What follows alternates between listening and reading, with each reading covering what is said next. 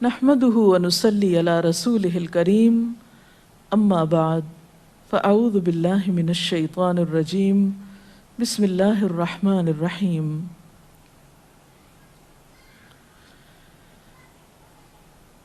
ایک پاکیزہ معاشرہ اسی وقت وجود میں آ سکتا ہے جب خاندانی نظام مضبوط ہو، اور خاندانی نظام کی مضبوطی کا انحصار شوہر اور بیوی کے باہمی تعلقات پر ہوتا ہے۔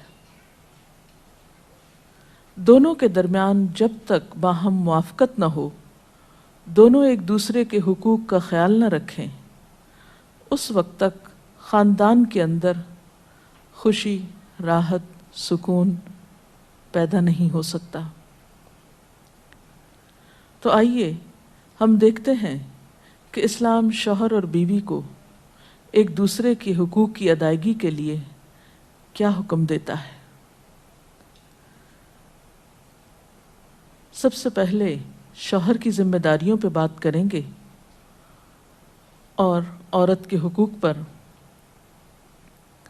قرآن پاک میں اللہ سبحانہ و تعالیٰ نے شوہر اور بیوی دونوں کو ایک دوسرے کا لباس بتایا ہے۔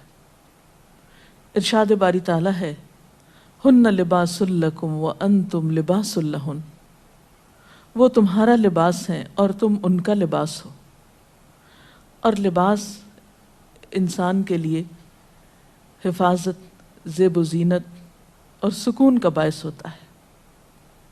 انسان اپنے لباس سے پہچانا جاتا ہے، انسان اپنے لباس کی کیئر کرتا ہے، اس کی حفاظت کرتا ہے، نگہداشت کرتا ہے، اس کے بارے میں کانشیس ہوتا ہے، اس سے غافل نہیں ہوتا، کیونکہ وہ اس کی شخصیت کو خوبصورت بناتا ہے، اور اگر لباس اچھا نہیں تو شخصیت داغدار ہو جاتی ہے۔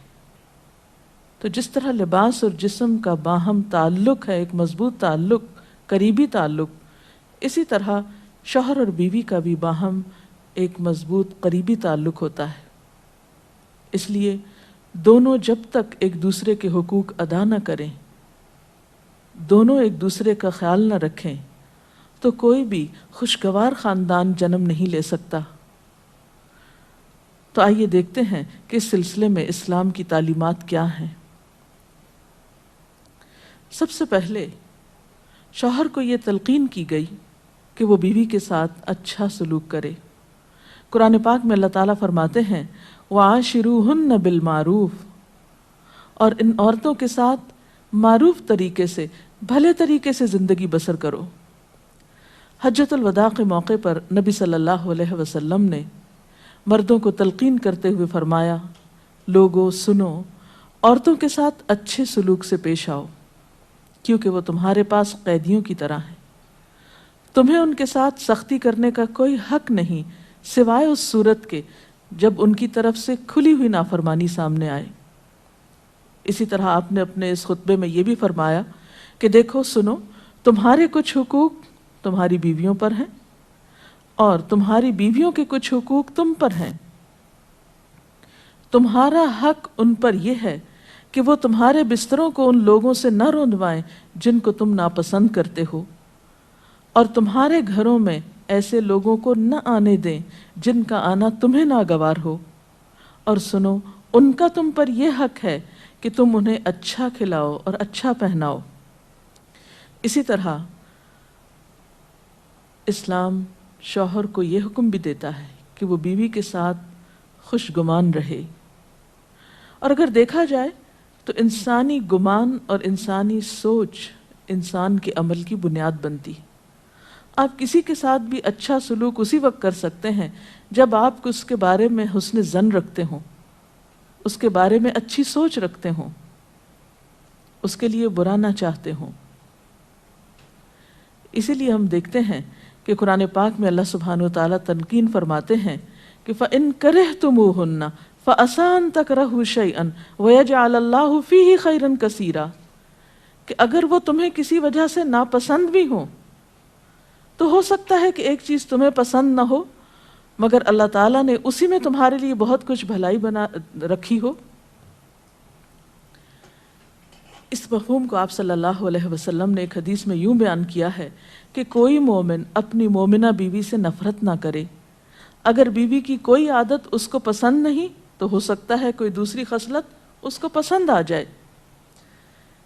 اسی طرح بیوی کے ساتھ عفو درگزر کی روش اختیار کرنے کا بھی حکم دیا گیا ہے، کیونکہ گھر میں 100 معاملات ایسے ہو سکتے ہیں جن میں دونوں کو ایک دوسرے سے اختلاف ہو، یا ایک دوسرے کی کوئی بات ناپسند ہو، یا ایک دوسرے کی طرف سے کچھ زیادتی ہو۔ تو ایسی صورت میں جب تک معاف کرنے کی روش پر عمل نہ کیا جائے بہتری نہیں ہو سکتی، کیونکہ انسان تو خطا کا پتلا ہے، غلطی تو اس سے ہوگی۔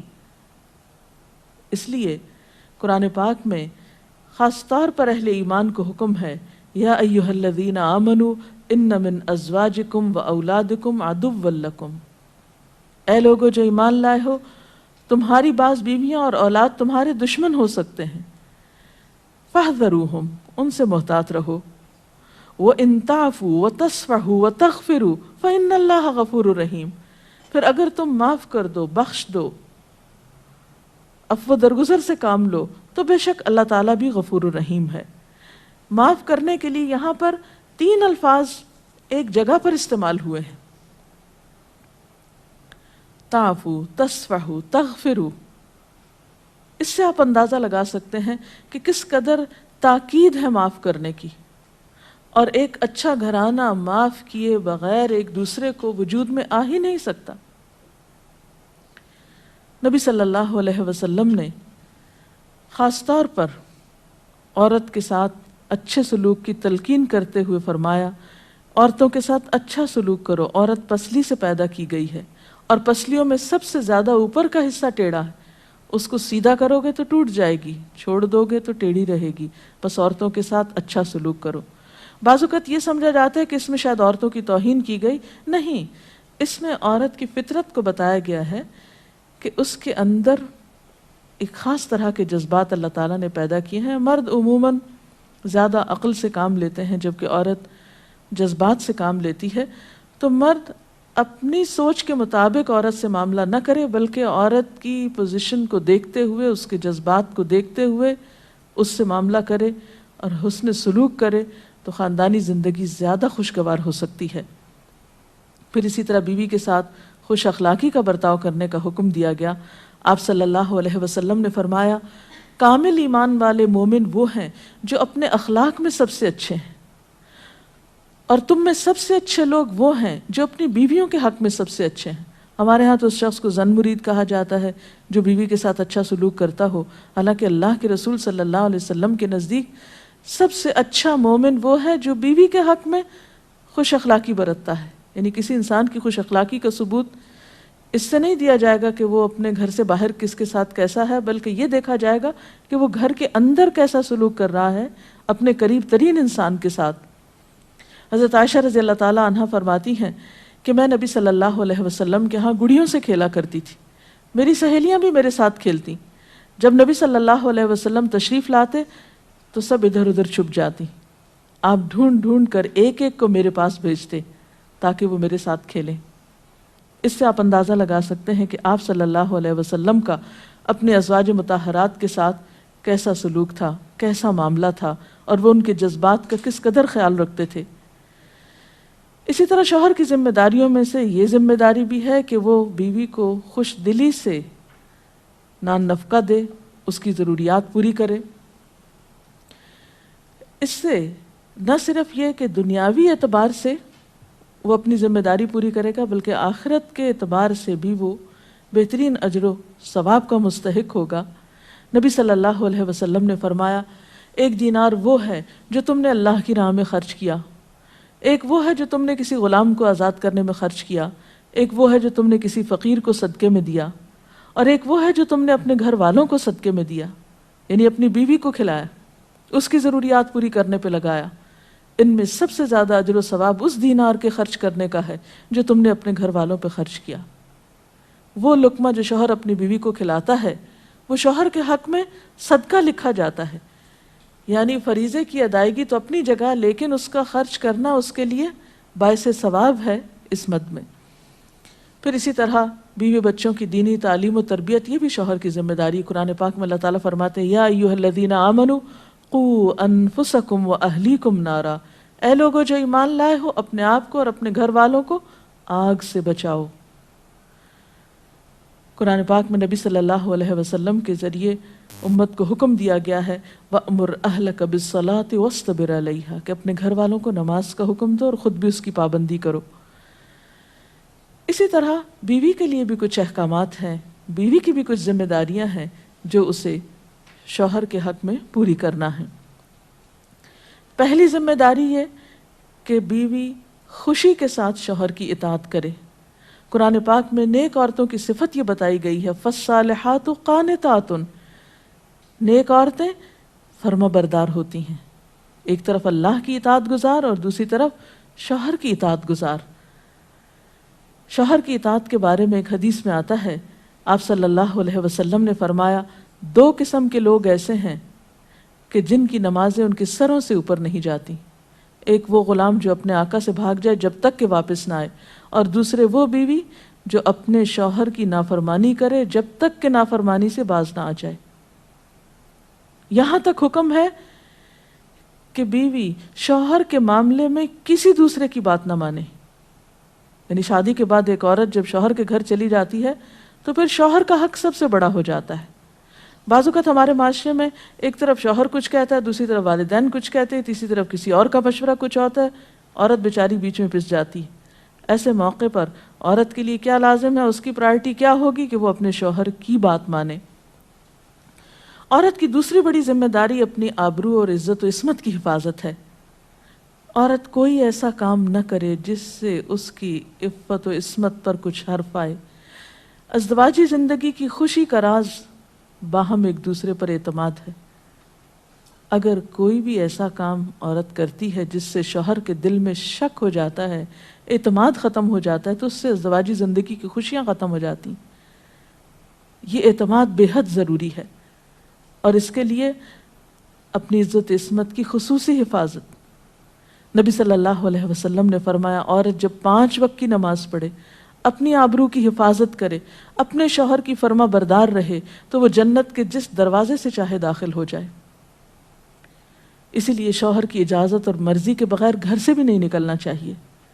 حضرت معاذ بن جبل کہتے ہیں کہ نبی صلی اللہ علیہ وسلم نے فرمایا خدا پر ایمان رکھنے والی عورت کے لیے جائز نہیں کہ وہ اپنے شوہر کے گھر میں کسی ایسے کو آنے دے جس کا آنا شوہر کو پسند نہ ہو، اور وہ ایسی صورت میں گھر سے نکلے جب اس کا نکلنا شوہر کو پسند نہ ہو. اطاعت کے علاوہ شوہر کو خوش رکھنا یہ بھی بے حد ضروری ہے. نبی صلی اللہ علیہ وسلم نے فرمایا جس عورت نے اس حال میں انتقال کیا کہ اس کا شوہر اس سے خوش تھا تو وہ جنت میں داخل ہوگی. اور عموماً کسی کی خوشی کے لیے انسان اپنے جذبات کی قربانی دیتا ہے، بعض اوقات اپنی سوچ کی قربانی دیتا ہے، بعض اوقات اپنے کسی اور راحت و آرام کی قربانی دیتا ہے. تو ایک عورت جب اپنے شوہر کو خوش کرتی ہے تو جواباً اس کے لیے خوشی پلٹتی ہے. اس لیے گھریلو زندگی کی خوشی کا انحصار اسی بات پر ہے کہ دونوں ایک دوسرے کے لیے قربانی کے جذبات رکھتے ہوں، ایک دوسرے کے لیے رحمت اور ایک دوسرے کے لیے مودت کا ذریعہ ہوں. جیسا کہ قرآن پاک میں شادی کا مقصد ہی یہ بتایا گیا کہ دونوں کے درمیان باہم مودت اور رحمت کے جذبات ہوں، ایک دوسرے کے لیے سکون کا باعث ہوں، تاکہ انسانی زندگی بہترین طریقے پر رواں دواں رہے. اسی طرح شوہر سے محبت کا اظہار کرنا، اس کے ساتھ وفادار رہنا، اس کا احسان ماننا یہ بھی بے حد ضروری ہے. حضرت اسماء کہتی ہیں کہ ایک بار نبی صلی اللہ علیہ وسلم میرے پاس سے گزرے، میں اپنی سہیلیوں کے ساتھ تھی. آپ نے ہمیں سلام کیا اور ارشاد فرمایا تم پر جن کا احسان ہے ان کی ناشکری سے بچو. تم میں سے ایک اپنے ماں باپ کے گھر کافی دنوں تک بن بیاہی بیٹھی رہتی ہے، پھر اللہ تعالیٰ اس کو شوہر عطا کرتا ہے، اولاد دیتا ہے، اور ان سارے احسانات کے باوجود اگر کبھی کسی بات پہ شوہر سے ناراض ہوتی ہے تو کہہ اٹھتی ہے میں نے تو کبھی تمہاری طرف سے کوئی بھلائی دیکھی ہی نہیں. تو یہ جملہ ناشکری کا جملہ ہے جو عورت کو نہیں بولنا چاہیے. قیامت کے دن اللہ تعالیٰ اس عورت کی طرف نظر رحمت اٹھا کر نہیں دیکھے گا جو شوہر کی ناشکری ہوگی۔ اور آخری بات یہ کہ عورت کے اوپر لازم ہے کہ وہ اپنے گھر بار، مال و اسباب اور اپنی ذمہ داریوں میں شوہر کی مددگار رہے، شوہر کی وفادار رہے۔ آپ صلی اللہ علیہ وسلم نے فرمایا قریش کی عورتیں کتنی اچھی عورتیں ہیں جو بچوں پہ بہت مہربان اور شوہر کے گھر بار کی حفاظت کرنے والی ہیں۔ آپ صلی اللہ علیہ وسلم نے ایک اچھی عورت کی خوبیاں بیان کرتے ہوئے فرمایا مومن کے لیے خوف خدا کے بعد سب سے مفید اور باعث خیر نعمت نیک بیوی ہے۔ اور نیک بیوی کون؟ جب وہ شوہر اسے کسی کام کے لیے کہے تو خوشی سے کر دے، جب اس پہ نگاہ ڈالے تو اسے خوش کر دے، جب اس کے بھروسے پہ قسم کھائے تو وہ اس کی قسم پوری کر دے، جب وہ کہیں چلا جائے تو اس کے پیچھے اپنی عزت و آبرو کی حفاظت کرے، اور شوہر کے مال و اسباب کی اور ان سب چیزوں کی نگرانی میں شوہر کی خیر خواہ اور وفادار رہے، اور اس کے ساتھ ساتھ اپنی صفائی، زیبائش اور سلیقہ مندی کا بھی ثبوت دے۔ اس سلسلے میں اگر آپ کے ذہن میں مزید کچھ سوالات ہوں تو آپ کر سکتے ہیں۔ اگر والدین اور شوہر دونوں میں سے کسی ایک کی بات ماننے کا جیسے وقت ہو تو پھر کس کی بات پہلے مانی جائے گی؟ شادی کے بعد شوہر کی بات ماننا زیادہ ضروری ہے بنسبت کسی اور کے، کیونکہ واضح طور پر آتا ہے کہ عورت شوہر کے معاملے میں کسی دوسرے کی بات نہ مانے۔